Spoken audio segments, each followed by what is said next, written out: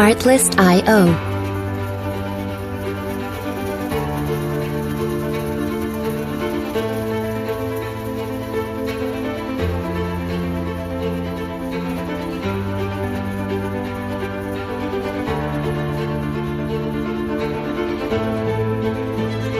Music licensing reimagined.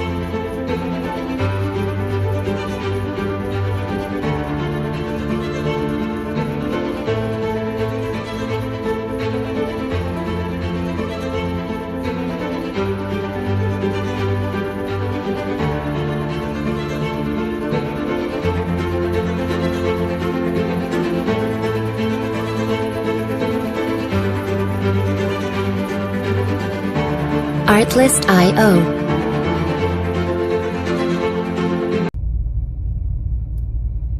What is going on YouTube? Good morning. Happy Sunday, or whatever day it is. Anyway, this little vlog is going to be about a local performance shop that wrecked my Z06 Corvette that you've seen in the beginning of this video. It's a 2009 model. It's got a heads, cam, intake, and full exhaust with a stock muffler. The car made 602 rear wheel and 565 foot-pounds of torque on a DynoJet dyno. With all that said, let's get into it. Last year, back in May 2022, I had my car at a local performance shop to me, and the car was being tuned for the new Nick Williams 103 throttle body that I had put on the car. So I left the car with the owner for him to tune it and give me a call when it was done. 2-3 hours later, I get a text that says this.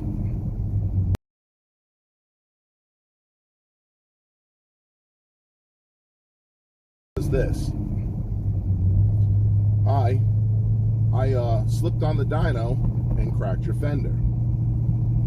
Now you can imagine the shock that went through my body when I heard that, being that this car is like a baby to me, one of my kids. So anyway, once I gathered myself, I gave him a call up and said, you know, what happened? He said, well, I was tuning the car, I was getting ready to unstrap it, I slipped on the dyno and fell into it and cracked the fender. I said, okay, well, you know, I'd like to come and take a look at the car. Well, he said, I brought the car to the body shop across the street, a friend that both of us know, and it's over there. You'll have to see it in the morning because they're closed now. So with that said, the next morning I flew down there as soon as they opened up and find my car in a million pieces, which was a little strange. It was already apart. So I went back and forth with the owner. You know, I looked at the fender, took pictures, and obviously in the pictures that I posted up, you can see that it's cracked.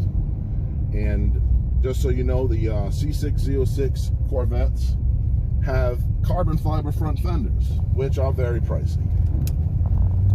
So with that said, the owner of the body shop said the owner of the performance shop instructed him just to fill the fender with body filler and paint it, and that he had a $600 budget to do so. As soon as I heard that, it drew up a red flag. So I told him not to do anything until I talked to the guy that owned the shop. Once I talked to the guy that owned the shop, I told him, you know, I didn't want any body filler in the car. The car had carbon fiber fenders, and also that, you know, I wanted a brand new fender for the car, seeing how the car has never been hit, never had a mark on its Carfax in its entire life. And I've owned this car for almost 8 years. Second owner of it. So once I said that, the owner of the performance shop, got angry and said, I'm not paying for a new fender. You're just going to have it filled. So I told him I was taking the car to another body shop then. So I did just that. Went back and forth with him for a little bit. He got mad. I got mad. And ultimately I brought it down to another body shop, a real reputable body shop in my area. once the car was down there, I found out that this particular local performance shop had zero insurance. Absolutely none. And to boot, he didn't even have a license to operate, which made it even better. So now I had to contact my insurance to get my car fixed. When the car was down at the body shop, a bunch of the body guys went over to the car, who were looking at it, and they said, what happened? And I said, well, I got a text. Here's the text that I got from him saying he slipped and fell on and cracked it. Every one of the body guys down there said, no way, that's not how it happened. That's definitely not how it happened. You can't crack the fender from doing that. So, that was news to me. I took it for, that's what he did, that's what happened, and that was it. Well, after speaking to somebody else that he was friends with, the owner of this performance place that wrecked my car, one of his friends didn't want to get into it, but he told me, he said, yeah, that's definitely not how he cracked the fender on your car. He goes, I can't tell you how it happened, but he goes, it's definitely not how it happened, how he's saying it happened. And his reason being, he didn't want to get in between it with all the drama and crap that was going on, so he never told me what happened. So after a little while of talking with the insurance company, they sent down an adjuster, looked at the car, and decided that it definitely needed a front fender, which they paid for. And, they paid for, obviously, the car to be blended and painted and all that great stuff that goes along with it. So, while my car was down there, the guy that owns the local performance shop that cracked the fender went to the owner of the body shop and begged them not to work on my car because he knew that he'd be liable for it. And, obviously he said, I can't do that. It's in the insurance hands and, we're making money, we're going to fix the car. So, they told me that the following day that I went down there. So fast forward, the insurance company wrote the check to fix the car for like $5,500 or $5,800, something like that.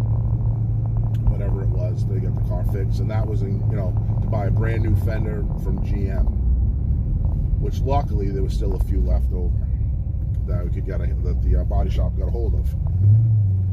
Thank God. So the car got all fixed, and I got it back about a month and a half later. I went without my baby during the part of the summer, which it is what it is. But come to find out, after speaking with some other people, this local performance shop has had quite a few mishaps and wrecked other people's cars in mysterious ways. So let me ask you this: what would you guys have done?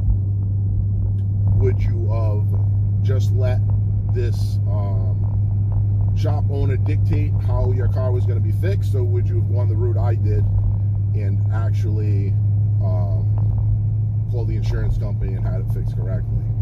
For me, it was a no-brainer, and I did what I did. Now, I still haven't named this particular shop. Me and him are no longer on speaking terms for obvious reasons. Doesn't value anybody's stuff besides his own, of course. That's how it is. But I just figured I'd let everybody know what was going on. So probably in part 2 of the video, I might, depending on if I can with the legal ramifications and all that happy stuff, release the name of this particular shop owner and the shop itself. I'll give you a hint. If you're local to Rhode Island, it's in West Warwick, Rhode Island. Not too far from me at all. But with that said, I'm going to end this video now, and we'll see how everything goes and what happens. I plan on uploading a lot more videos for you guys to watch. I'm going to start doing some car reviews of friends with other fast cars that I got.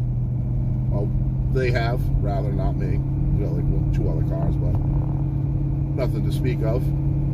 And hopefully keep you guys entertained and coming back. maybe some how-to videos. I do some detailing and a whole bunch of other stuff. So with that said, keep the wheels turning and keep the shiny side up. Can I really say that? Yeah, I did. Anyway, over and out.